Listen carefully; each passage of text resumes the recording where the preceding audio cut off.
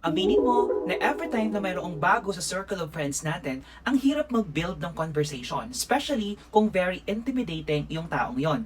Tama? Hindi na yan problema kasi meron ng ganito. This is comfort cards small talks. Using this card is masisimulan mo na kung paano mo unti-unting makikilala yung taong yon.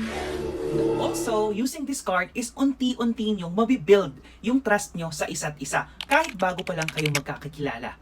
Good thing pa is meron dito mga questions na parang out of nowhere biglang naging ganon yung question.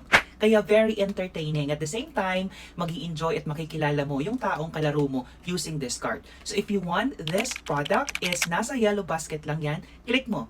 Affordable, pero at the same time, magagamit mo to in building relationship sa mga taong nakapaligid sa'yo, sa pamilya mo, sa kaibigan mo, or sa mga bago mong kakilala. So what are you waiting for? If you want to get this card, use that basket.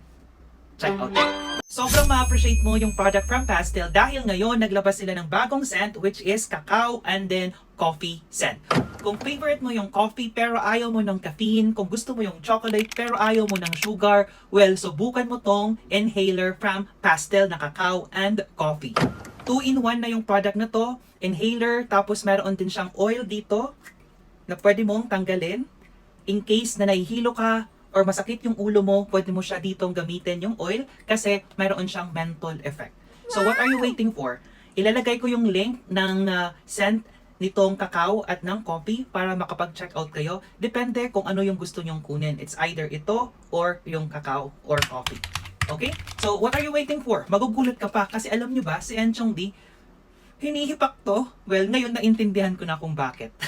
So, if you are curious about this product, use that basket for you to check out. So, what are you waiting for?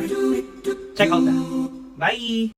After kong ma-experience yung ganitong klase mukha, sinisigurado ko talaga na nagiging mindful na ako every time na may ginagamit ako or may pinapahid ako sa aking mukha. Right now, 5 months ko na itong ginagamit. This is Facial Tallow Honey Balm. Yung brand niya is OHO or OWE. Check nyo to guys. Dapat ganito yung i-check out nyo. Yung maganda dito sa product na to is mayroon lang siyang mga natural ingredients.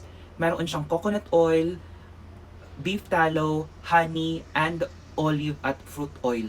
Yung maganda dito sa products na to is talagang makikita mo na natural ingredients lang meron. And if you are curious about beef tallow, guys, yung beef tallow, i-search nyo yung benefits ng beef tallow at kung ano yung talagang impact niya sa skin natin.